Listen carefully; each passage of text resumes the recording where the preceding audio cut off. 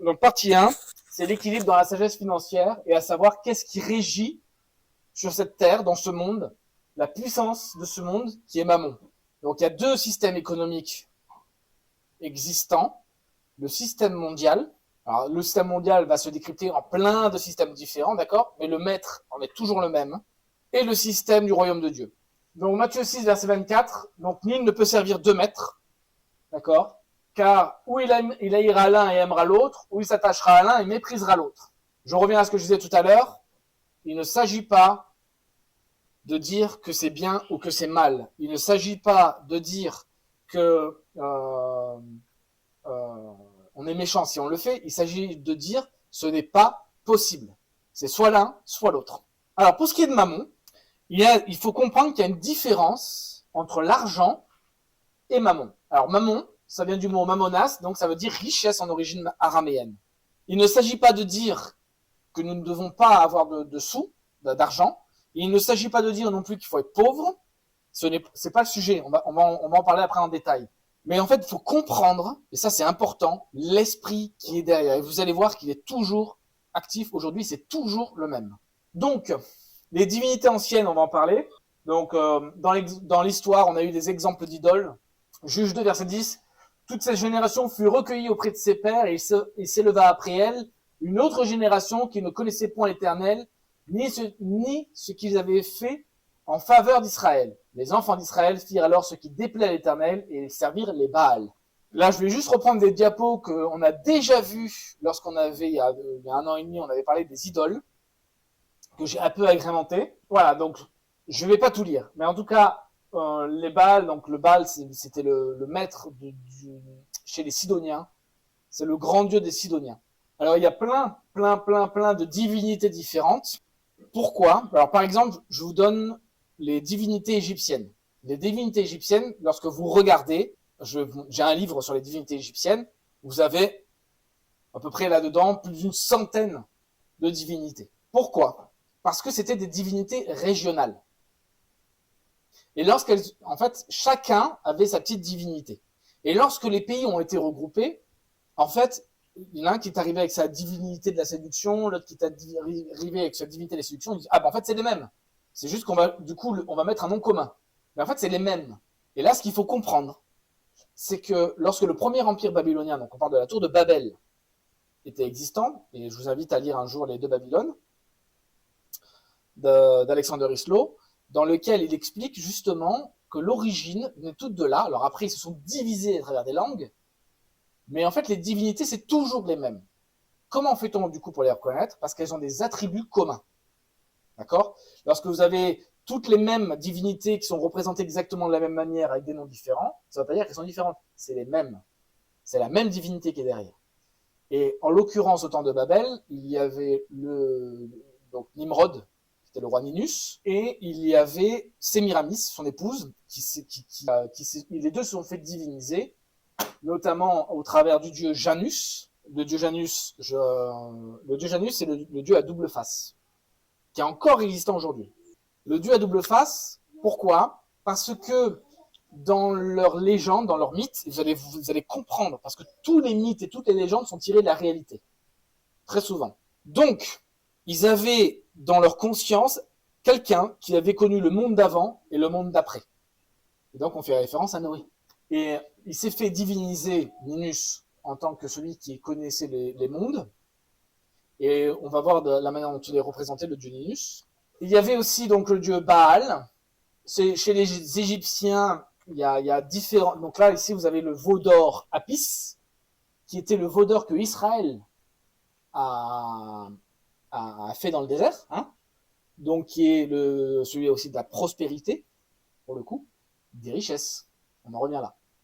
En disant, on avait à manger en Égypte, on arrive ici dans le désert, il n'y a plus rien. Moïse n'est pas là, faisons un veau d'or. Donc ça, c'est les Baals. Alors Baal, c'est chez les Sidoniens. Marduk, c'est chez les Babyloniens. Ok? Je ne vais pas rentrer dans le détail. Tout ça, après, moi, je vous le donne. Vous pourrez noter les choses. Mais en tout cas, il avait donc Marduk pourtant absorbe presque complètement la personnalité. Bon, bref, je ne vais pas rentrer dans le détail. Mais en tout cas, il avait son animal, c'était le dragon. Voilà des attributs, par exemple. Sa planète, c'est Jupiter. Donc évidemment, lorsqu'on arrive après chez les Romains, Marduk, ça fait référence à Jupiter. Vous comprenez ce que je veux dire? En fait, c'est juste que les dieux changent de nom avec le temps, en disant ils sont nouveaux. Non, ils sont pas nouveaux du tout. C'est les dieux anciens qu'on requalifie. Donc Marduk, dont le nom sumérien, Amar et Utu, signifie le veau du soleil. Vous voyez ce que je veux dire? C'est pour ça que je vous dis ça a des rapports, les choses, tout a un rapport. Nous, on a une vision, malheureusement, qui est ancrée sur 20 ans. Et encore, si on connaît un peu l'histoire. Allez, 30 ans, 40 ans, pour les plus anciens, 60 ans, 70 ans, 80 ans. Et notre monde s'arrête à 10 mètres autour de nous, 15 mètres, 20 mètres. Alors on a la télé, mais on ne sait même pas ce qui est au travers. C'est vrai. Mais Dieu, lui, voit toutes choses. Et donc, il voit les choses défiler sous ses yeux, mais en fait, c'est toujours les mêmes. Il n'y a rien de nouveau sous le soleil. On change les noms, mais il n'y a rien qui change. Astarté, qui fait référence à la déesse Ishtar, qui était donc Vénus aussi, et Aphrodite, qui était la déesse donc de la séduction, mais aussi déesse qui donne les biens, les bienfaits, et aussi la prospérité. Elle était avec le disque solaire, d'accord? Elle avait les cornes qui symbolisent le pouvoir et la poitrine nue qui fait référence à la fertilité, donc le fait du renouveau, la vie, etc., l'abondance, et la séduction. Donc ça, c'était des attributs que l'on voyait. Maintenant, je vous donne un attribut, alors là, c'est dommage que vous ne voyez pas très très bien, qui était la déesse de la fortune. Donc, chez les Chinois, il s'appelait Kai Shen. Et ici, quand vous regardez bien ici, je vous le mets parce que c'est énorme, il est représenté avec son animal, qui est un sorte de tigre multicolore, un truc bizarre, une sorte de bête avec des griffes, mais c'est une sorte de panthère mélangée, on ne sait pas trop ce que c'est, avec des griffes et des couleurs multiples. D'accord? Une bête. Il est assis sur une bête, et donc il a les symboles de la royauté, et il a les symboles de la richesse. D'accord? Donc Dieu de la richesse. Chez les taoïstes. Chez les hindouistes, l'hindouisme, nous avons du coup Lakshmi, et qu'elle, avec sa fameuse chouette. Et là, je crois que si on revient en arrière, la chouette, ça faisait référence aussi à la déesse Ishtar. Donc on retrouve les mêmes attributs. Lorsqu'on va chez les nordiques, donc là on est sur des choses qui sont plus récentes. On a Freya, donc toujours avec les seins nus. Ah, elle cueille un fruit dans un arbre, formidable. Et en bas, elle a son chat, ok. Et nous avons chez les Grecs Déméter avec sa pièce de monnaie qui fait référence à la fortune. Et en haut, alors là on voit mal, mais vous l'aurez quand je vous transférerai.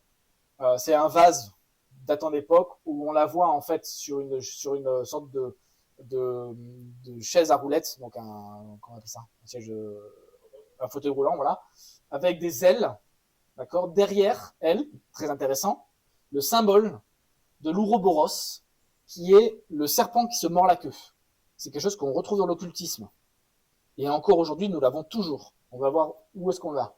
Et donc, elle a d'autres symboles qui font référence. Alors évidemment, j'en ai mis que quelques exemples. Il y en a à foison. Parce que chaque peuple, en fait, a les mêmes dieux, mais ils ont des noms différents. Des fois, il y a quelques attributs qui changent un peu, mais on retrouve toujours les mêmes. Quand même dans l'ensemble. Alors, est-ce que ces idoles ont disparu? Bien évidemment que non. Ils sont toujours sous nos yeux. C'est juste qu'on nous fait croire que c'est rien.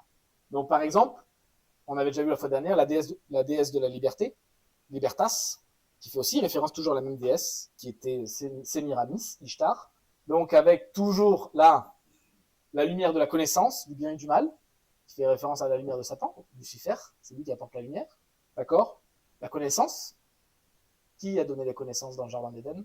Vous voyez, c'est-à-dire qu'en fait, on a les attributs qui sont sous nos yeux, mais on ne capte pas en fait. Et la couronne. D'accord? Bon, la manière de se tenir, là ici on a la Marianne française, et là évidemment la Marianne française avec le drapeau. Ceci est le symbole du Baphomet. C'était un symbole pour lequel les Templiers et Jacques de Molay avaient été immolés donc en 1200 et des brouettes.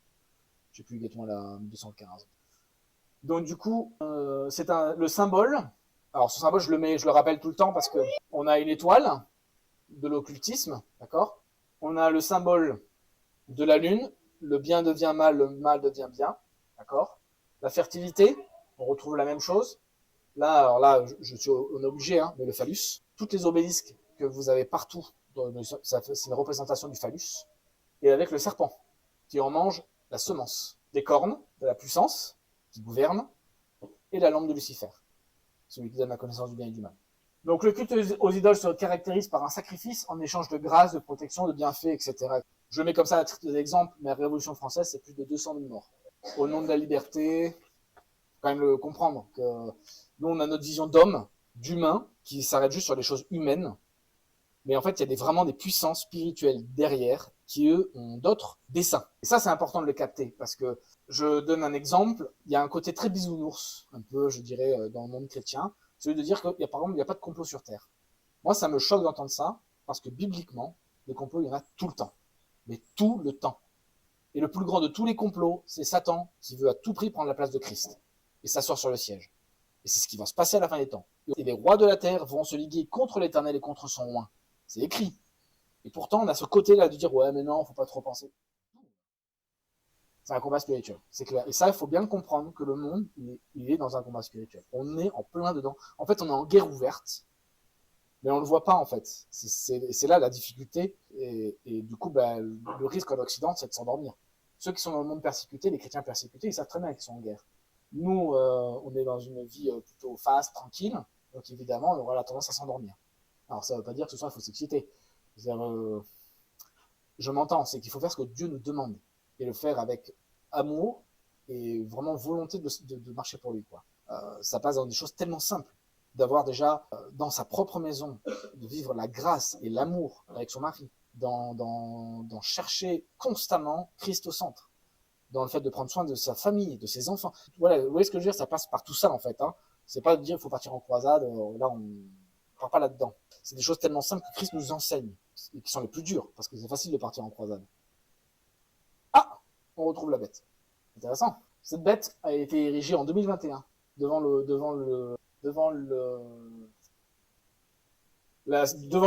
devant les bureaux de l'ONU, voilà. Donc on retrouve la même bête qui fait référence à la fortune. Mais eux, ils vont vous dire non, c'est le. Alors cette fois-ci, elle a des ailes, elle change, elle se transforme. Bon, il y avait différents lieux d'adoration, on va pas venir dessus. Je vais juste venir sur Babel, parce qu'en fait, on va revenir, vous allez voir, on va revenir à ce que je voulais voir avec vous. Donc la tour de Babel, ça veut dire la porte des dieux ou la porte du ciel, ou alors le lieu de la confusion des langues. Elle est symbolisée, donc quand je parle des attributs, les attributs, c'est des portes, c'est comme ça qu'elle a été dessinée, je sais plus comment il s'appelle, il est connu ce dessin, mais je l'ai pas noté, j'aurais dû le noter. Des degrés et des ponts.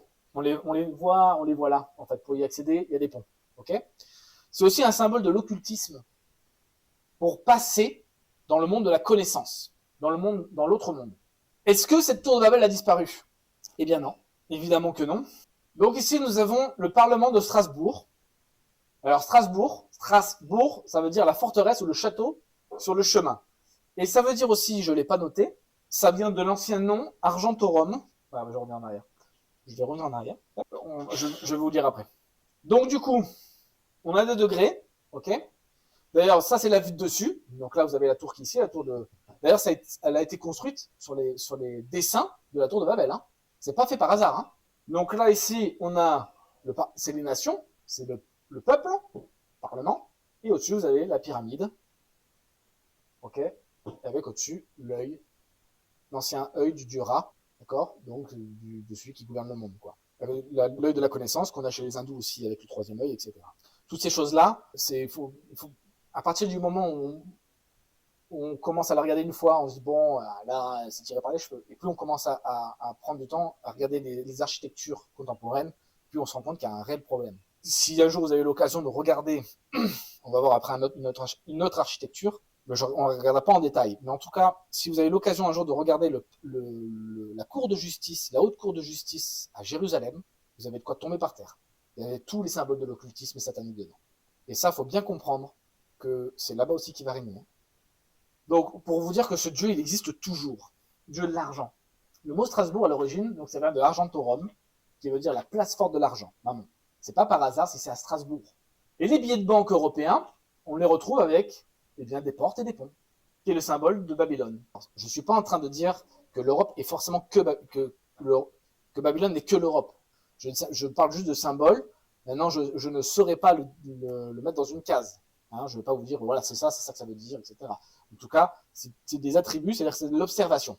Les attributs. Dans le symbolisme, donc, fait référence à la fortune, à la prospérité, à la richesse. Ce dieu-là, Mammon, il a des attributs donc d'une femme qui fait tourner une roue. Vous savez, la fameuse roue de la fortune. L'émission que tout le monde, que les gens ont tous regardé. En fait, quand vous regardez, c'était une émission à la gloire de Mammon. Mais ça, il faut capter, en fait. On le capte pas comme si on pense que c'est juste un truc pour le divertir. Mais même quand vous prenez le mot divertissement, et là, vous retombez au veau d'or. Mais seulement, on le capte pas, en fait. Parce qu'on est tellement... C'est pour ça que je disais tout à l'heure, on a tellement appris des trucs en croyant que c'est vrai, on a tellement cru que c'était rien, parce qu'on nous fait croire toute la journée que ce n'est rien. Si toutes vos informations que vous regardez, c'est sur TF1, évidemment, vous n'allez pas comprendre. Mais à partir du moment où on regarde avec l'œil des Écritures, on se rend compte que il y a rien de nouveau sous le soleil. Ce qui était autrefois est toujours aujourd'hui. Donc on a la femme qui fait tourner une roue, on a une sphère qui roule et qui flotte sur l'eau, on a le symbole de la chouette, le symbole de la corne d'abondance, qui dirige un gouvernail, donc ça fait aussi référence au dieu Dagon. Le rythme des saisons, les cycles lunaires, la course du soleil, le disque solaire, le signe du zodiaque dans le ciel, solstice marqué dans la chrétienté par la Saint-Jean d'été et la Saint-Jean d'hiver. Très intéressant, ça aussi. Imaginez le machiavélisme. Franchement, je suis le mal incarné, je vais essayer, mais c'est logique, tellement logique, mais d'infiltrer le peuple de Dieu. Sinon, c'est que vous n'êtes pas bon en guerre, en fait. Et tous les jours, c'est ce qu'on voit dans l'espionnage. Ils s'infiltrent les uns les autres dans les pays. Et nous, on s'imaginerait que dans la plus grande de toutes les guerres qui ait jamais existé, ah non, Satan il reste de son côté et nous on va rester du nôtre. On est dans le monde des bisounours. Donc du coup, pourquoi je dis ça? Mais évidemment qu'il y a une infiltration pour détourner les gens de Christ. Il faut à tout prix, Satan il doit à tout prix détourner les gens de Christ. Je vous ai mis ici une photo, vous le regarderez par vous-même, sur la plus grande cathédrale au monde, la plus grande cathédrale des États-Unis qui a été construite et qui a été finie en 1988, un truc comme ça, mais qui a été commencée en 1898, etc. Bon, qui a été construite, elle s'appelle Saint-Jean le Divin, à New York. Alors vu comme ça paraît bien, mais quand vous commencez alors déjà les cultes qui sont rendus dedans, c'est satanique. Lorsque vous arrivez rien que dans la porte d'entrée, vous avez des trucs qui datent de 1988 avec 2 tours qui tombent. Et là, vous vous dites, mais qu'est-ce que c'est que ce bazar? Ça devient un truc, en fait, on est vraiment dans l'occultisme. Et je vous invite, vous le regardez par vous-même. Que chacun fasse sa propre opinion. Mais en tout cas, pour vous dire, évidemment que c'est infiltré. Mais on fait passer ça pour chrétien. Et les gens, ils y vont, du coup. Pourquoi? Mais parce que l'apéritif, il est super sympa là-bas. On fait des super soirées, c'est pas grave. Il y a vachement, de plus en plus, là, ce côté où, du coup, comme il y a une bonne ambiance, on y va. En fait, ça devient du show. On y va pour l'ambiance. Ici, je vous ai mis le dieu Janus, d'accord, qui a du coup ses pieds sur le monde d'avant et le monde d'après, okay, avec la clé, celui qui ouvre le chemin vers le nouveau monde, hein, et donc avec le double face, les deux faces, le monde d'avant, le monde d'après, et du coup, la fortune, celui qui amène l'abondance. Donc, maintenant, on imagine quelle est l'influence que cherchent à avoir toutes ces idoles et les esprits qui sont derrière. Et ben, c'est à être adoré, évidemment, à prendre la place de Christ dans nos cœurs, dans nos pensées. Et ceci a commencé, eh bien, il y a plus de 3000 ans. Bien plus encore, hein, ça a commencé depuis le début. Hein. Mais rien qu'avec le veau d'or, c'est très intéressant parce que, je dis, mais lorsque vous prenez Israël, donc du coup dans le désert, eh bien, c'est le veau d'or qu'ils ont adoré, donc on l'a vu tout à l'heure, le dieu Apis. Et il est écrit même dans le Nouveau Testament, c'est dans le livre des Actes, où il dit, vous avez suivi la tente de Moloch, et vous avez pris comme étendard, je sais plus exactement, c'est pas le mot étendard, mais sur vous, en gros, il y a l'étoile du dieu Ramphan. Lorsque vous cherchez dans les Écritures, vous n'avez pas d'autre étoile que le dieu Ramphan. C'est-à-dire que même aujourd'hui, l'étoile de David que vous avez, ça n'a rien à voir avec David. Et lorsque vous prenez réellement ces 2 triangles qui se croisent, ok, donc qui sont superposés, eh bien ça fait référence au dieu Ramphan. Ça n'a rien à voir avec Jésus, ça n'a rien à voir avec Dieu. C'est hors sujet. Alors, évidemment, on essaie de nous vendre le truc. Mais non, ce n'est pas vrai. La vraie question est de savoir qu'est-ce que dit Dieu, mais pas de savoir ce que dit TF1 ou France 2 ou les peuples, que ce soit Israël, que ce soit Macron, que ce soit qui on veut. Ce qui dit la vérité, c'est Christ. Et s'il nous dit, ce peuple-là, c'est le dieu Ramphan et son étoile qui est sur eux, ben non, ce n'est pas Dieu. Ça n'a rien à voir. C'est pour ça qu'il faut faire super gaffe, en fait, aux symboles, aux attributs, faut observer. Alors, suite à cela, donc Israël dans le désert, voilà, c'est ça, voilà, je l'avais noté. Vous avez porté la tente de Moloch et l'étoile du dieu Ramphan. Donc ça, c'est Acte 7, verset 39 à 43. Ces images que vous avez faites pour les adorer, aussi vous transporterai-je au-delà de Babylone. Alors, il y a des moments où ils se sont repris, hein. Mais d'ailleurs, c'est très intéressant parce qu'ils disent que du coup, en fait, réellement, c'est l'étoile de Salomon. Et lorsque l'on prend, alors là, je reviens du coup en arrière sur la cathédrale, ceux qui ont construit la cathédrale et qui se sont vantés de l'avoir construite, et c'était des images d'époque, des magazines d'époque avec des articles d'époque, signés par les auteurs et ceux qui ont mis le financement, ben, c'était des francs-maçons. Ce n'étaient pas des chrétiens. D'accord ? Mais l'infiltration, elle est là. Et qui se targuent évidemment d'être les descendants de Salomon et de la connaissance de Salomon. Les constructeurs. Bon. Josué 24, il dit, si vous ne trouvez pas bon de servir l'Éternel, choisissez aujourd'hui qui vous voulez servir, ou les dieux que servaient vos pères au-delà du fleuve, ou les dieux des Amoréens dans le pays desquels vous habitez. Et il finit là-dessus, moi et ma maison, nous servirons l'Éternel. C'est énorme. En gros, il dit, faites ce que vous voulez. Vous allez où vous voulez. Vous voulez servir qui vous voulez. Moi, j'imagine Josué, il faut bien comprendre sa vie. Il était le seul, lorsque Moïse discutait avec Dieu, il était le seul à être dans un coin de la tente, à observer et à écouter. Il était invité à le faire. Et quand il a pris la succession, il est vraiment une relation avec Dieu. Et c'est pas quelqu'un qui est là juste, il faut faire. Il est en relation avec Dieu. Il est dans l'écoute. Et ça, ça, je vais juste le dire maintenant, c'est un aparté. L'Église n'a pas commencé il y a 2000 ans. L'Église, elle a commencé depuis le commencement.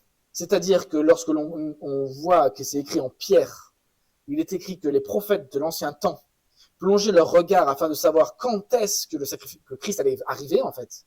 Ils ne connaissaient pas sous ce nom-là, mais ils savaient qu'ils allaient venir pour leur salut. Et bien, il leur fut révélé que ce n'est pas pour eux, mais pour nous, dira Pierre. Ça veut dire que, on l'a déjà vu la fois dernière, on l'avait vu une fois, déjà. Ça veut dire qu'en fait, mais ils étaient déjà nés de nouveau, en fait. David était né de nouveau. C'était dans le sens qu'ils avaient rencontré Christ dans leur cœur. Ils savaient, ils connaissaient pas le nom de Jésus-Christ, mais ils savaient que le Messie, que Dieu allait les sauver. Et c'est ce qui est écrit, du coup, lorsqu'on fait référence au Shéol, ils étaient dans l'attente que Christ vienne les chercher. Donc, quand Christ est mort à la croix, il est parti les chercher dans le Shéol et il est remonté avec eux. Moi, c'est ce que je comprends dans les Écritures. Donc, du coup, Josué est là, il dit, mais moi et ma maison, nous servirons l'Éternel. Je vous invite, sous ces versets-là, je peux vous les donner. Hein. Ils y sont, quoi. C'est pas moi qui les invente, hein, évidemment. Donc, moi et ma maison, nous servirons l'Éternel. Donc, c'est vraiment le choix. Donc, Dieu, au travers de des siens, demande à dire que vous devez faire un choix. Les deux ne sont pas possibles. Ou c'est Mammon, ou c'est Christ. Puisque un royaume a forcément un roi. La vraie question, du coup, est de la manière dont on va gérer, de la manière dont on va remettre notre quotidien entre les mains du Seigneur ou entre les mains de Mammon et tout ce qu'on a pu apprendre. Donc, on a vu ce que c'était que Mammon et qu'il est passé à travers les âges, il n'est pas d'aujourd'hui. Maintenant, quel est son dessein? Quel est son désir? Bon, je l'ai un peu dit déjà, hein. Eh bien, d'un côté, que nous l'aimions, ok, que nous lui soyons loyaux et que nous soyons ses esclaves. Évidemment, ça va en contradiction avec si on l'aime lui, eh bien, Christ nous dit, soit vous aimerez l'un et haïrez l'autre, et inversement. Donc, Mammon veut que nous l'aimions et que nous haïssions Christ. Il veut que nous soyons loyaux et que nous méprisions la volonté de Christ. Mais dit comme ça paraît une évidence. Maintenant, on va rentrer dans le détail, vous allez comprendre. Que nous soyons son esclave et que nous soyons donc des ouvriers d'iniquité. On va définir ce que c'est qu'un ouvrier d'iniquité après. Évidemment, c'est opéré par la peur. Je vous donne un exemple. Je perds mon emploi. L'angoisse arrive. Comment je vais faire pour vivre? Ça veut dire que je crois que ma source vient de mon employeur. Mais ça, c'est en plus en Occident, alors on est à fond là-dedans. Hein. Donc du coup, ça veut dire que l'angoisse arrive, de dire comment va-t-on faire? Comment va-t-on faire pour payer les factures? Comment ci, comment ça? C'est-à-dire qu'en fait, celui qui nous gouverne par la peur, c'est Mammon.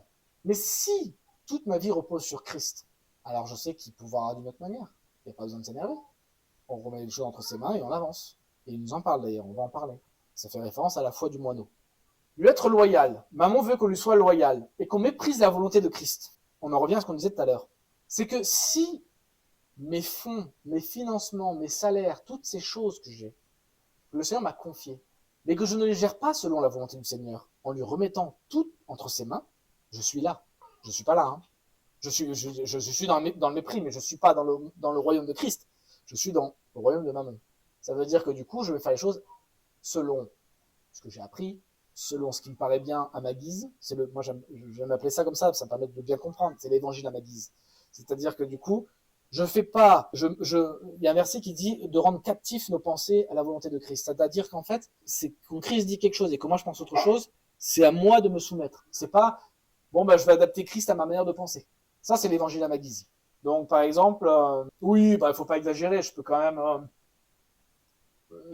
mes finances, c'est à moi. Mais de toute façon, Christ, quelque part, il pourvoira à tous mes besoins. Je peux aller n'importe où sans regarder mon carnet de chèques. De toute façon, il pourvoira. Ça, c'est très à la légère.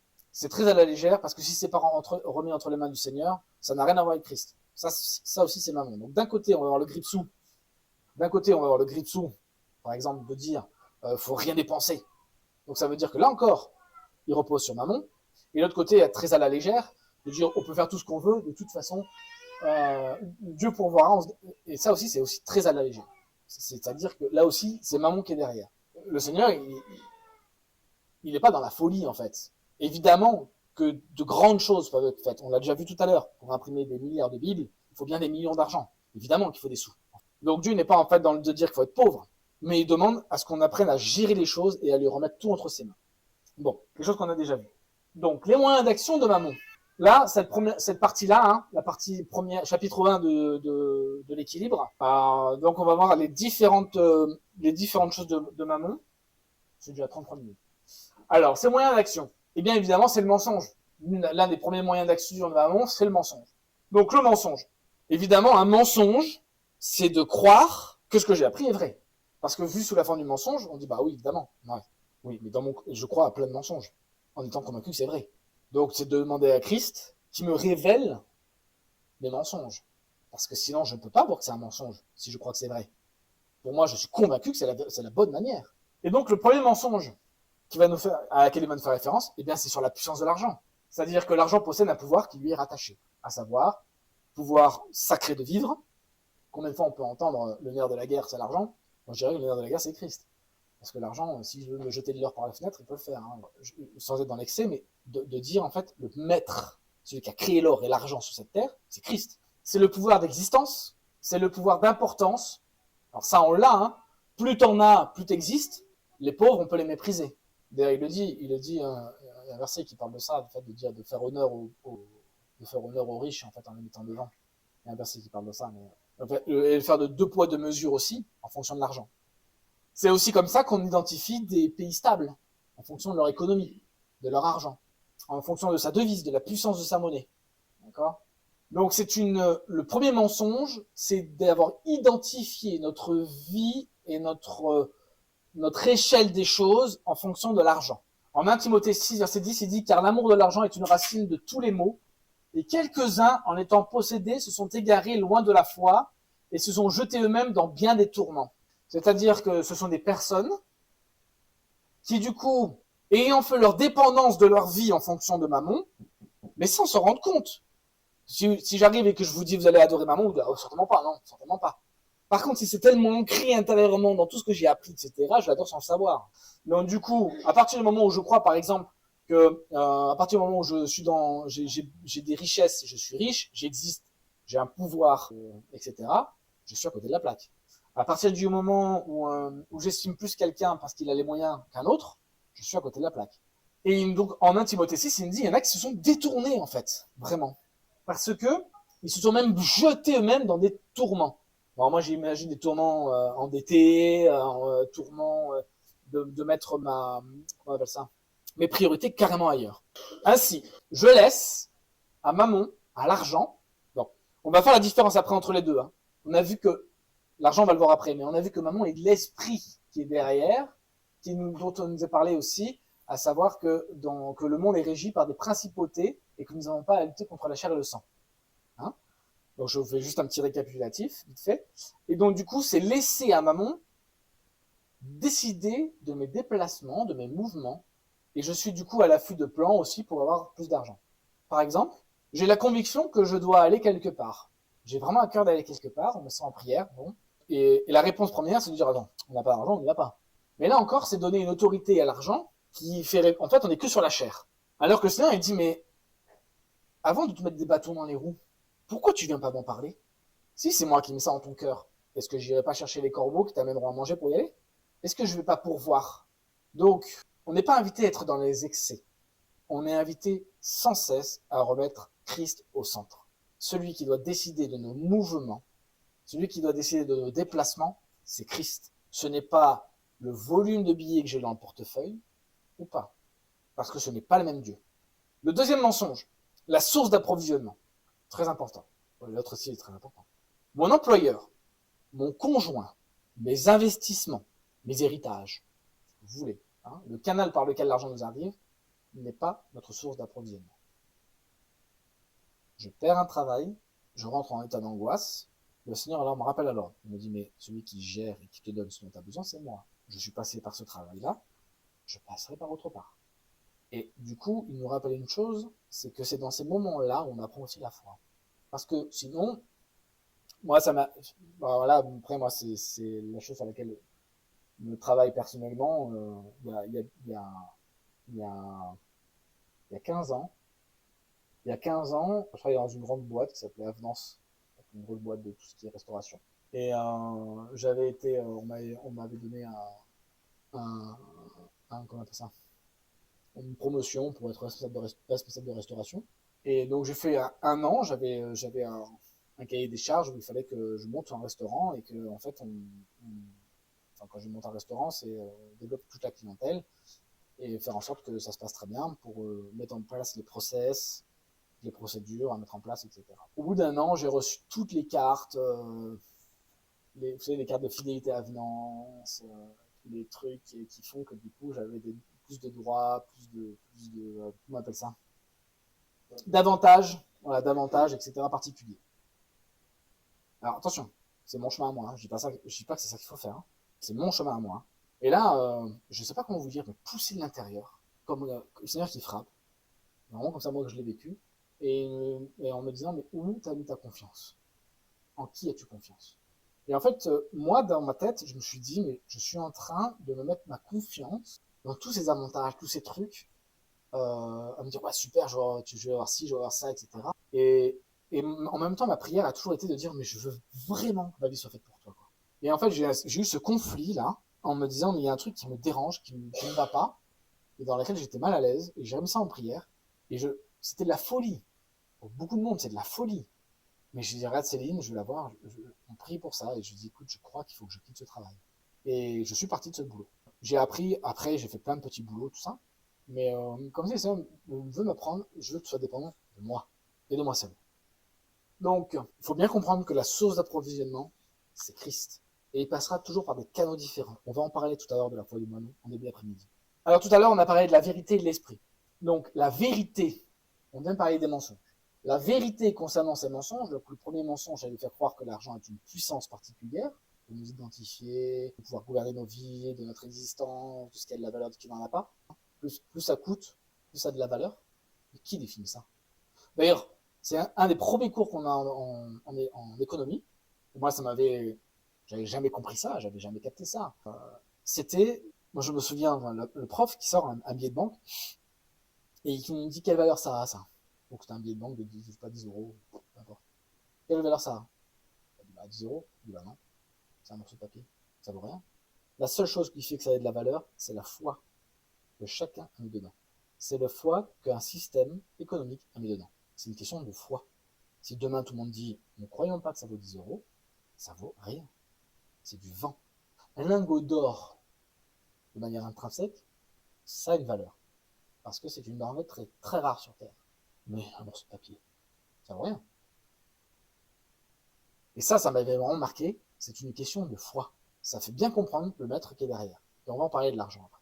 Parce qu'il y a une différence entre les biens et les richesses et l'argent. On va en parler. La vérité. Donc, la puissance n'est pas dans l'argent. La puissance, elle est en Dieu. Et d'ailleurs, il y a des versets qui nous disent, comme Ephésiens 6, verset 10, qui nous dit, au reste, mes frères, fortifiez-vous dans le Seigneur et dans la puissance de sa force. Revêtez-vous de l'armure complète de Dieu afin que vous puissiez tenir ferme contre les artifices du diable.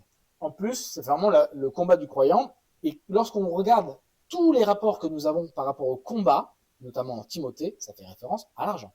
Donc c'est vraiment un combat spirituel extrêmement important dans la vie des chrétiens. C'est pour ça qu'il est hyper important de l'enseigner. Donc la puissance, elle est en Christ. Elle n'est pas dans des choses terrestres. Celui qui définit les choses, c'est Christ. Et à partir du moment où Christ est au centre, j'ai envie de dire, c'est au cas par cas, et on verra tout à l'heure, mais c'est au cas par cas qu'il peut ne pas y avoir de limite. Ce que je veux dire, c'est que peut-être pour un, il faudra qu'il apprenne à vivre dans le pas grand-chose, afin d'annoncer l'évangile à des gens qui ont moins, et peut-être que d'autres seront amenés à avoir des choses conséquentes pour accomplir une autre œuvre qui demande beaucoup plus de financement. Hein.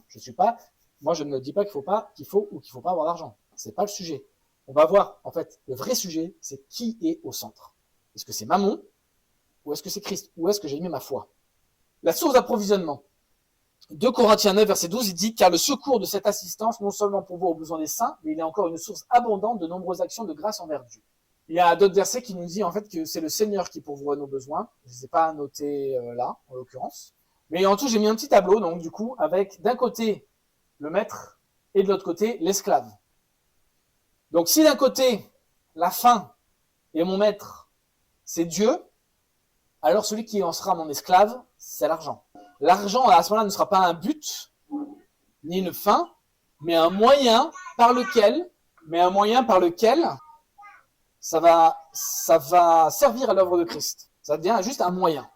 Par contre, si mon but, ma fin, c'est d'avoir des moyens, c'est d'être aisé, c'est tous ces trucs-là, en fait, ce que nous vend le monde, hein, je sais pas, moi je vois les publicités, la Rolex, la voiture, il y a un côté vraiment avoir plus, la convoitise en plus qui est vraiment exercée là-dessus. L'argent, si ça devient mon maître, à ce moment-là, c'est moi qui suis esclave de Mammon. Mais il faut bien comprendre que Dieu ne sera jamais mon esclave. Croire, par exemple, en voulant l'argent que Dieu sera mon esclave, ça ne fonctionne pas. Et je vous donne dans quel sens ça va, pour que vous compreniez la logique. C'est-à-dire que se dire, par exemple, je vais donner la dîme, je vais donner l'offrande, parce que je sais qu'il est écrit que celui qui sème, il moissonnera.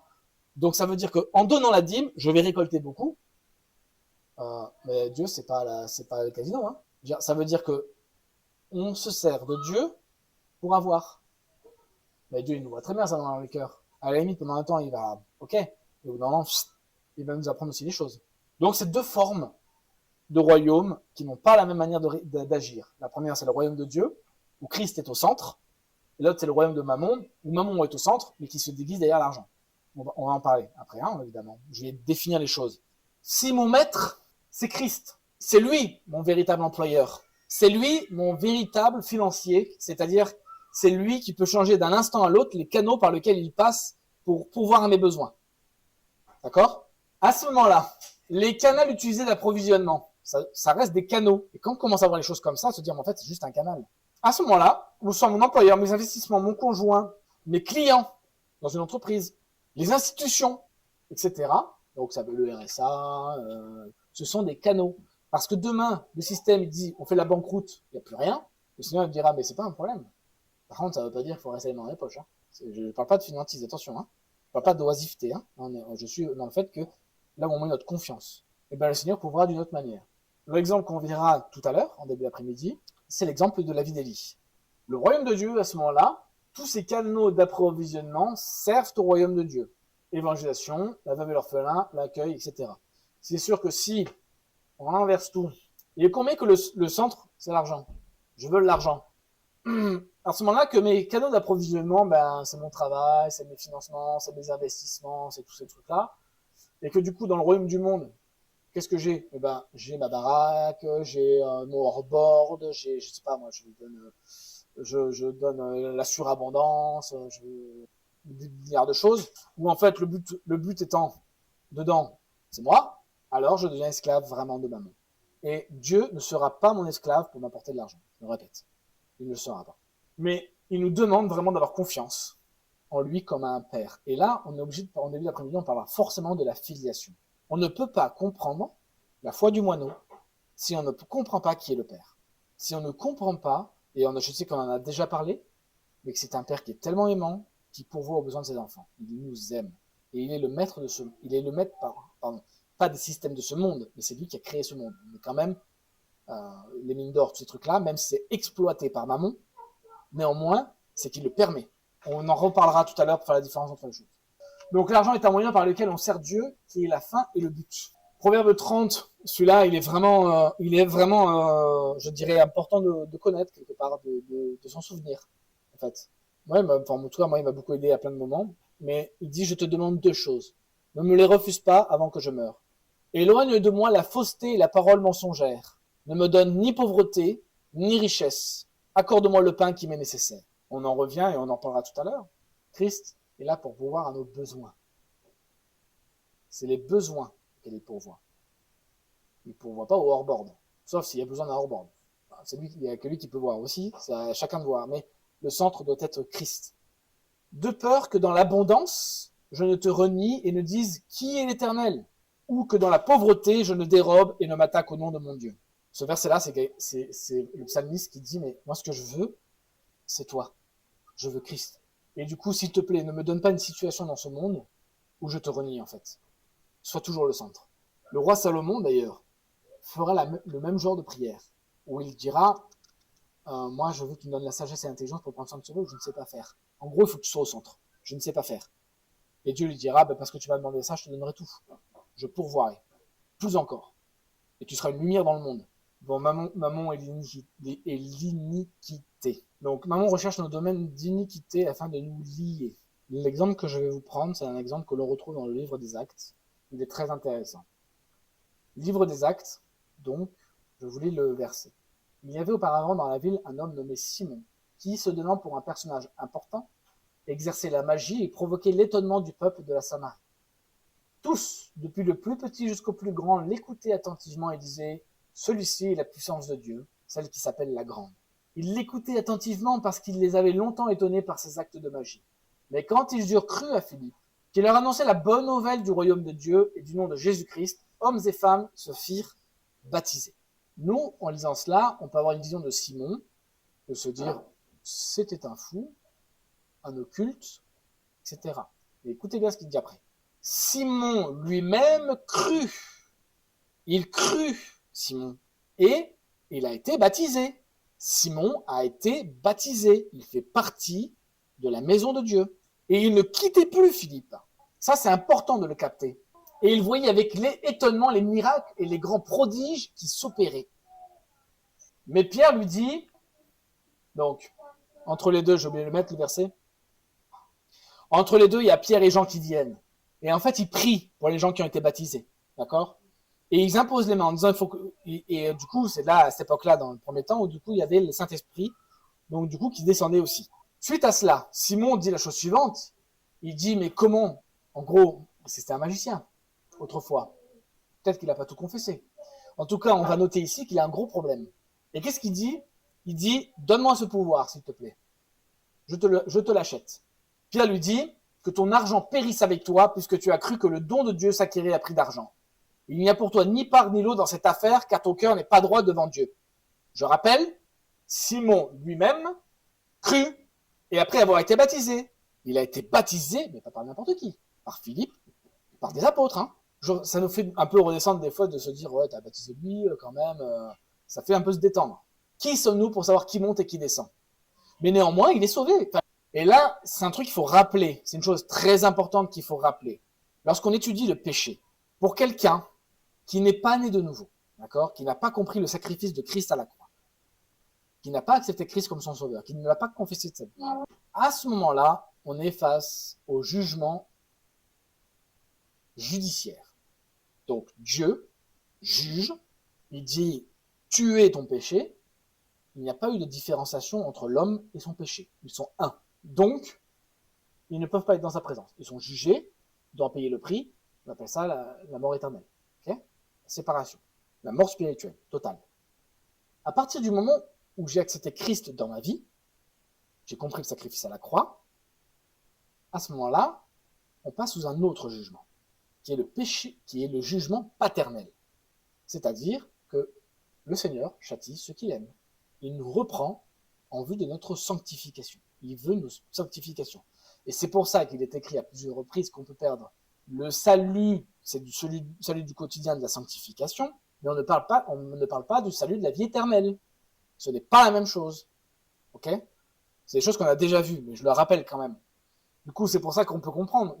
Combien de fois il y a des chrétiens qui vont dire ah lui là-bas il n'est pas chrétien parce qu'il a fait ça. Et si nous parlions de ce que tu fais dans le silence chez toi, et si on en parlait, faut faire attention parce qu'il est écrit que celui qui regarde de celui qui monte et celui qui ne cherchez pas à savoir qui monte et qui descend, c'est en faire descendre le Seigneur. Il y a un verset qui dit ça, je sais plus exactement, c'est en Matthieu. Bon, en tout cas, il y a un problème, car ton cœur n'est pas droit devant Dieu. Et en verset 22, il dit repens-toi donc de ta méchanceté. C'est la repentance. Et c'est ce sur quoi nous devons tous travailler, c'est notre repentance. De demander vraiment à un Seigneur qui nous révèle les choses vis-à-vis de notre relation avec l'argent, mammon, les richesses, les biens, etc., en vue de notre repentance. Il dit repens-toi donc de ta méchanceté et prie le Seigneur pour que la pensée de ton cœur te soit pardonnée, s'il est possible. C'est violent, hein? C'est un enfant de Dieu qui parle comme ça. Hein. Vous imaginez un assemblée comme ça on parle comme ça, c'est violent quand même. Car je vois que tu es dans un fiel, écoutez bien, tu es dans un fiel amer et dans les liens de l'iniquité. D'accord? Donc on va parler d'amertume qui fait référence aux émotions et on va parler d'un lien d'iniquité. Simon répondit, priez vous-même le Seigneur pour moi afin qu'il ne m'arrive rien de ce que vous m'avez dit. Il doit être terrifié. Il doit être terrifié parce que là il voit des miracles incroyables devant lui et ils lui disent tu es condamnable, tu vas être condamné. Alors là, il y a de quoi trembler. Je pense qu'il devait vraiment trembler. Priez pour moi, je vous en supplie, et faites quelque chose.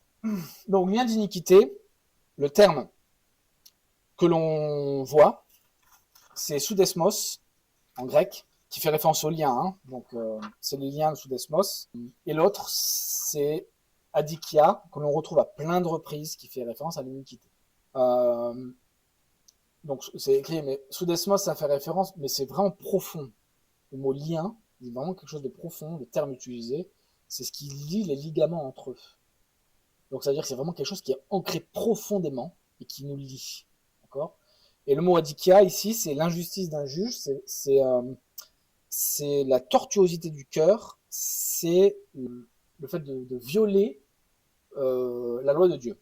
Ézéchiel 28 nous dit tu as été intègre dans tes voies depuis le jour où tu fus créé, on parle de Satan, hein, jusqu'à celui où l'iniquité a été retrouvée chez toi. Donc le lien d'iniquité qui a été chez Satan. Ok ? Maintenant, je vais faire la part des choses. Il y a une différence entre le péché et l'iniquité. Je vais vous faire que moi je comprends comme ça. Le péché, ça fait référence à nos péchés personnels de chacun. D'accord ? Chacun est responsable du sien, devant Dieu. Et il y a autre chose. C'est l'iniquité. En 2 Thessaloniciens 2, verset 7, il dit « Car le mystère de l'iniquité agit déjà, il faut seulement que celui qui le retient encore ait disparu. Et alors paraîtra l'impie que le Seigneur Jésus détruira par le souffle de sa bouche et qu'il écrasera par l'éclat de son avènement. » Le lien d'iniquité, comment je le comprends, ça fait référence, vous savez, ce verset où il dit que quand il parle de malédiction et de bénédiction sur 1000 générations et sur 4 générations.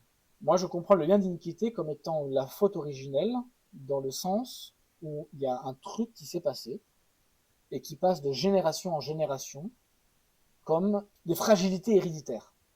Je sais pas comment dire autrement. Et qui, du coup, comme un lien d'iniquité, c'est-à-dire le fait que, du coup, ça passe au travers des générations et ça doit être dénoncé et confessé au nom de Jésus-Christ pour en être libéré. Parce que les conséquences seront communes. D'accord ? Il y a un verset d'ailleurs qui dit, je ne sais plus où il est versé, mais où il demande pardon pour les fautes des pères. Alors évidemment, après, il est écrit aussi que les pères ne paieront plus pour leurs enfants, que les enfants ne paieront plus pour leurs pères. Bon, mais parce que Christ, qu'est-ce qu'il est venu faire ? On va le voir. C'est en Ésaïe, mais on le verra après.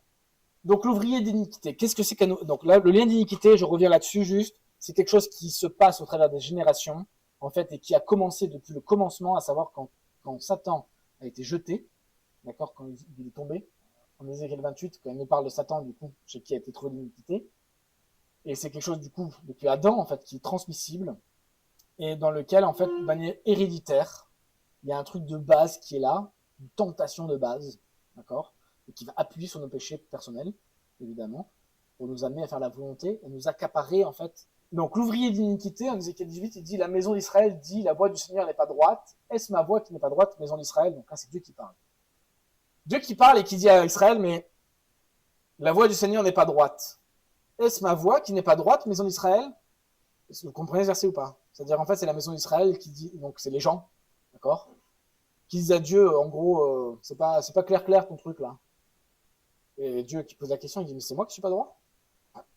Et à un moment, et là on parle de la nation d'Israël, mais dans la relation d'aide, je vous assure que ça revient sans cesse. Dieu s'est trompé. Combien de fois on peut l'entendre? Dieu s'est trompé. Moi j'ai bien fait les choses. Je comprends pas pourquoi ça m'arrive. Dieu s'est trompé. Moi j'étais juste. C'est le problème de Job, d'ailleurs. Enfin, il dit pas que Dieu s'est trompé. Il dit moi j'étais juste. Il y a un problème dans le rouage. Il y a un grain de sable quelque part. Mais j'ai rien dit. Donc il dit, ne sont-ce pas plutôt vos voies qui ne sont pas droites? C'est pourquoi je vous jugerai chacun selon ses voies, maison d'Israël, dit le Seigneur l'Éternel. Revenez et détournez-vous de toutes vos transgressions afin que l'iniquité ne cause pas votre ruine. Il dit la chose suivante, il dit, mais il y a vraiment un truc dans tout ce peuple, un lien spirituel dans tout ce peuple, et où les gens sont amenés à dire, mais en fait, Dieu se trompe, c'est pas le bon chemin. Et à l'image d'Israël qui sort d'Égypte, et qui arrive et qui dit, bon, bah, Dieu nous a abandonnés, il a d'autres choses à faire avec Moïse là-haut, et puis de toute façon, il ne pourvoit pas nos besoins. C'est pas un bon Dieu, il n'est pas à la hauteur. Donc on va se faire un peu d'or. Nous, on sait mieux que Dieu comment il faut faire les choses. 2 Pierre 2 dit, après avoir quitté le droit chemin, ils se sont égarés en suivant la voie de Balaam. Donc c'est un verset que j'ai déjà lu tout à l'heure. Et donc, du coup, après avoir quitté le chemin, ils se sont égarés sur la voie de Balaam. Balaam, je rappelle, Balaam était un voyant, d'accord, qui a été appelé par le roi Balak, parce que du coup, il y avait le peuple d'Israël dans le désert. Balak a dit, ils sont surpuissants, mais il ne voyait pas qui était derrière, qui combattait derrière. Et donc, il appelle Balaam pour lui dire, viens, je vais te payer, et tu vas venir les maudire. Là, faut comprendre un truc, parce que on va tomber sur un verset en Jacques qui nous dit que les liens d'iniquité passent par la langue. Et là, on va comprendre la puissance de la parole de l'humain. Et donc, du coup, il dit, viens, et tu vas les maudire. Et ben là, mais il va quand même en demandant à Dieu, à un moment, il insiste tellement que Dieu dit, bah, tu veux y aller, vas-y. Et puis, il arrête en plein chemin avec l'ânesse, donc c'est ce qu'il dit ici, mais qui fut repris pour sa transgression, une ânesse muette, faisait entendre une voix d'homme, arrêta le démence du prophète. Donc, en fait, Dieu utilise une ânesse pour lui rappeler qui il est. Mais le problème de Balaam, c'est qu'il a été attiré par les richesses. Ils lui ont vendu du rêve. Donc, son cœur était attiré par Mammon. On ne peut pas avoir de maître. Et donc, Dieu lui rappelle à l'ordre en disant, le patron, c'est moi. Et donc, du coup, j'utilise ce qui est improbable pour le faire, pour te montrer que le patron, c'est moi, une ânesse muette. Mais il est tiré par ce lien d'iniquité. Le lien d'iniquité, il a été blessé pour nos transgressions et il a été meurtri pour nos iniquités. Le châtiment de notre paix a été sur lui et par ses meurtrissures, nous sommes guéris. Le Seigneur à la croix, il est venu détruire, couper ces liens d'iniquité. D'accord ? À nous de les confesser. Si on ne les confesse pas, évidemment, et qu'on en est fier, on continue avec. Et ça aussi, on entend souvent, moi j'ai aucun problème. De toute façon, je fais tout bien. Formidable, mais c'est ce que dit Dieu à Israël. Il dit, alors, vas-y. Tu veux aller dans le mur, vas-y. Et en fait, ce qui est terrible, c'est que ce qui empêche, je dirais, de voir les promesses, de voir les bénédictions, les grâces, les œuvres magnifiques du Seigneur, c'est uniquement notre orgueil. Nous sommes le barrage. En fait, il demande à faire couler l'eau par nous, et nous on dit non, nous c'est tout nickel. Bon, on va aller ailleurs. Et puis quand tu seras prêt, on ira. Et des fois, il nous attend longtemps. Je vois mon cœur. C'est la croix. La croix, et ce qu'on disait dimanche dernier, la croix, c'est pas juste un moment comme ça, il monte sur la croix, ça se termine. C'est de bien comprendre tout ce qui s'est passé à la croix. C'est-à-dire qu'il a été détruit, il a été déchiré, jusque dans sa chair, en profondeur. Il a été meurtri d'hémorragie de partout, au point de ne plus pouvoir porter le morceau de bois, quoi. Il était accablé pour porter et détruire ces liens, pour nous libérer. Il a dit, c'est moi qui vais prendre ce lien d'iniquité sur moi. À nous, évidemment, de le confesser. Donc on en revient à ce qu'on disait la fois dernière, arriver à la croix et déposer aussi les choses. C'est pas juste les fardeaux qui nous saoulent, c'est aussi nous repentir vraiment des différentes choses de nos vies qu'on ne met pas devant sa face. Et ça passe aussi dans tous ces liens que nous avons avec Mammon. Alors, du coup, je reviens à ça. Les vecteurs d'iniquité, il y a la langue. Donc Jacques, chapitre 3, verset 6, il dit, la langue aussi est un feu. C'est le monde de l'iniquité. La langue est placée parmi nos membres, souillant tout le corps et enflammant le cours de la vie, étant elle-même enflammée par la géhenne. On revient à la langue. Quelle importance que nos langues. Et la justice, contraire à l'iniquité, donc, on en revient à la repentance. La repentance est le sang de Christ. 1 Jean 1, verset 9, il dit « Si nous confessons nos péchés, il est fidèle et juste pour nous les pardonner, pour nous purifier de toute iniquité. » Le terme ici, c'est adikia encore.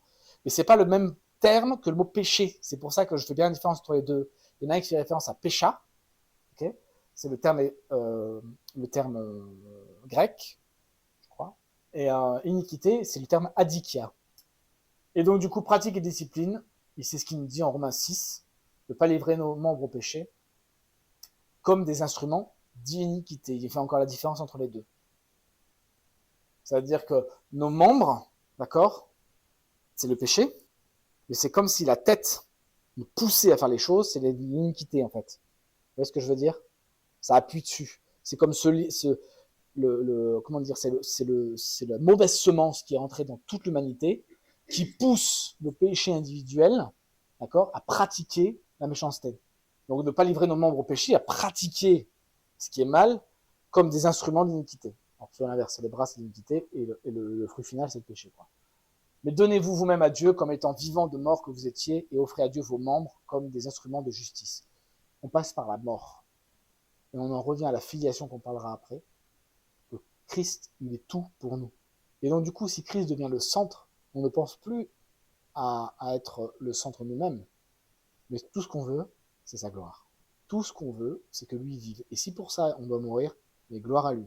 C'est facile à dire, sur le moment c'est autre chose, mais en fait, tout ce qu'on veut, c'est lui, quoi. Le paradis n'a aucun sens. Le paradis, c'est Christ. Parce que ce qu'on veut, c'est lui, c'est tout. En fait, c'est le reste, c'est tellement vain, quoi.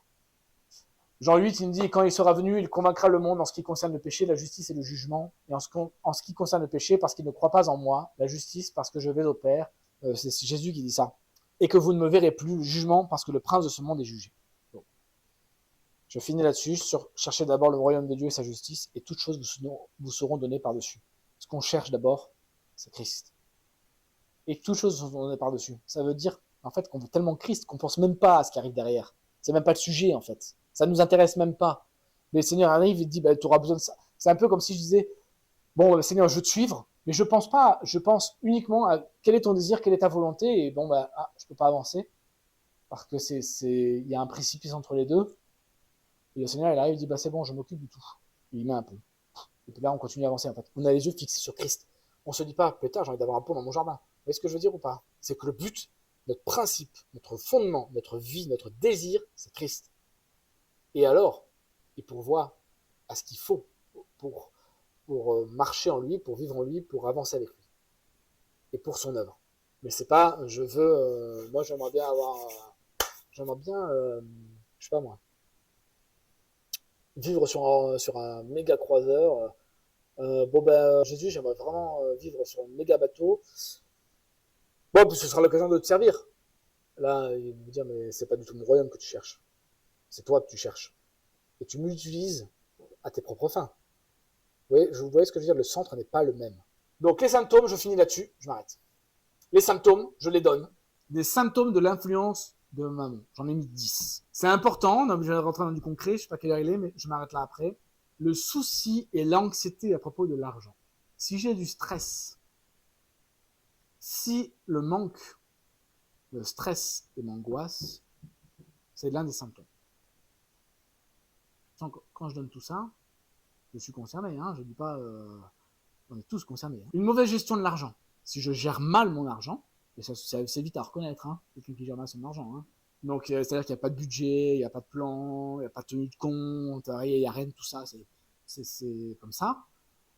Au petit bonheur la chance, ça aussi, de ne pas prendre en considération et de ne pas remettre les choses entre les mains du Seigneur. Le manque permanent d'argent est aussi un des symptômes de relation avec maman. C'est-à-dire qu'on a une relation avec l'argent qui n'est pas bonne. Je dépense que je n'ai pas, par exemple. Mais on va rentrer en détail après, tout à l'heure. Il y a aussi la mentalité, je ne peux pas me le permettre. C'est-à-dire que je donne à l'argent le pouvoir de régir ma vie. Et là aussi, c'est un problème. C'est Christ qui régit ma vie. Et si je n'ai pas les moyens de financement, mais que j'ai vraiment quelque chose à cœur, je remets ça entre les mains du Seigneur. Et c'est lui qui me dit oui ou non. C'est pas le volume d'argent dans mon portefeuille. Les achats impulsifs, je veux un truc, je vais le chercher. Ou alors le truc, ça c'est le gros truc, ça, à Leclerc, je vous raconte pas, il y a un volume énorme pour tel prix. Alors, on se retrouve avec la maison avec 300 000 bidons machin. Ouais, mais j'ai fait une super affaire. Ben là aussi, c'est une relation à maman, il y a un problème. Parce que le Seigneur dit, mais tu comptes pas sur moi en fait. Tout simplement, quoi. C'est de dire que le but, c'est de faire du bénéfice. La pingrerie fait aussi partie. Peur de donner. Je ne pense pas à faire ce que Christ me demande, mais je pense au manque que je peux avoir. Je regarde, tout marche par manque. La peur du manque. La peur de ne pas avoir assez. Et qui amène à la pingrerie. L'avidité. Donc, c'est le désir d'acquérir et de posséder. L'avidité, c'est pas la même chose que la convoitise. Hein. L'avidité, c'est désirer avoir plus. La convoitise, c'est vouloir une chose. Hein, je fais des différences entre les deux. L'insatisfaction. Donc, Philippiens 4, hein, j'ai mis un verset. Ce n'est pas en vue de mes besoins que je dis cela, car j'ai appris à être content de l'état où je me trouve. C'est Paul qui parle. Hein. Je sais vivre dans l'humiliation et je sais vivre dans l'abondance. En tout et partout, j'ai appris à être rassasié et à avoir faim et à être dans l'abondance et à être dans la disette. Je puis tout par celui qui me fortifie. Cependant, vous avez bien fait de prendre part à ma détresse. Paul dit en fait, je m'adapte, vraiment. Je m'adapte en disant, de toute façon, chaque cas avait un sens. Et je sais que j'étais au bon endroit, celui de faire la volonté de Christ. Et c'est pour ça qu'il faut des fois être dans la disette, qu'il en soit ainsi. Et je peux vous donner des exemples de missionnaires dans le monde qui, eux, d'un côté, soit ont été dans une sorte d'abondance et qui en avaient besoin, donc abondance entre guillemets, on va en parler après, et de l'autre côté, d'autres qui vraiment étaient qui ont fait le choix vraiment de ne pas faire comme les autres. Comme je donne l'exemple de Hudson Taylor, ceux qui ont un jour, j'invite à lire ce livre, sur la vie d'Hudson Taylor, qui a décidé de vivre parmi les Chinois à la méthode des Chinois, donc avec le pas grand chose. Mais il a jamais il n'était pas en train de dire je suis dans le manque. Il savait qu'il était au bon endroit, faisant la volonté de son maître. À côté de ça, il y avait, et du coup, il parle de la confrontation de l'époque qu'il avait avec les missionnaires qui venaient là, dans les super grosses villes là chinoises, en disant nous allons annoncer l'évangile. Mais en fait, il ne vivait pas parmi les Chinois. Il vivait comme reclus dans un sorte de petit quartier blanc, etc. Donc, ça ne veut pas dire qu'il fallait pas qu'ils y soient, hein, mais en tout cas, Hudson Taylor il a fait le choix là, et en disant bah, c'est là où le Seigneur le demande. Il faut être là où le Seigneur nous demande. C'est ça le sens. Hein. 9. Être esclave des dettes. Évidemment, si j'ai un problème de dette, c'est que j'ai aussi un problème avec maman, que je cours après. Je ne sais pas comment payer, etc. Alors j'en peux plus, on surnage. Et 10. L'accent exagéré sur l'argent ou une surestimation de son véritable pouvoir. Quelqu'un qui vous parle tout en argent, vous dites, bon, manifestement, ça a une grande part dans sa vie. Accent exagéré sur la manière de voir l'argent, sur sa puissance, sur l'autorité que ça a dans ma vie, il y a un souci. Voilà. Donc moi j'ai mis ces 10 grands symptômes. Quand je dis que je les ai mis, c'est ce que je trouve aussi. Hein, je ne l'ai pas inventé. Hein. Il y a des frères hein, qui ont écrit des bouquins là-dessus, qui sont très intéressants, très éclairés. Je vais juste conclure. La conclusion, c'était donc du coup que la confiance qu'on a à avoir en Christ, à savoir de travailler pour lui, en faisant de ses propres mains ce qui est bon, afin qu'il ait de quoi donner à celui qui est dans le besoin. Donc Éphésiens chapitre 4.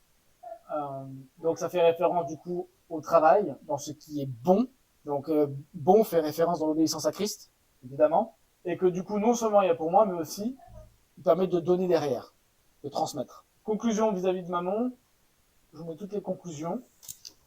Donc ça, on l'a déjà vu, hein, que Mammon il a pour objectif de nous détourner de Christ, en fait, pour nous amener à lui, afin de l'adorer lui, afin qu'on aime plutôt l'argent plutôt que Dieu, qu'on soit dans la crainte, dans l'angoisse de manquer d'argent au lieu de craindre Dieu. Et le fait est donc, du coup, tant que si je ne prends pas conscience de ces choses-là, que je ne prends pas conscience de l'importance de ma relation, justement, à l'argent et dans la soumission à Christ, eh bien, il y aura un gros problème pour être libéré de ça, évidemment.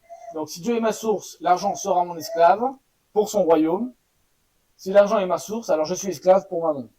Évidemment, si je suis esclave, si le pouvoir est à l'argent et donc à Mammon de me gouverner, j'allais dire si l'argent détermine ma vie et que je suis donc à vendre, Mammon trouvera le prix qu'il faut payer pour m'acheter. Donc à nous de nous confier en Christ et à lâcher nos mains en fait et à confesser quoi.